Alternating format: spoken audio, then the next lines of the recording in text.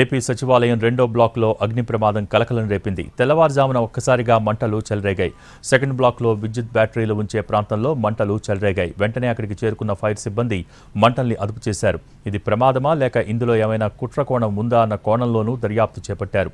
తెల్లవారుజాము కావడంతో లోపల ఉద్యోగులెవరూ లేరు. ప్రమాదం జరిగిన ఈ రెండో బ్లాక్లోనే డిప్యూటీ సీఎం పవన్, ఆర్థిక మంత్రి పయ్యావుల, నాదెండ్ల మనోహర్, నారాయణ, కందుల దుర్గేష్, ఆనం రామనారాయణ రెడ్డి, అనిత పేషీలున్నాయి.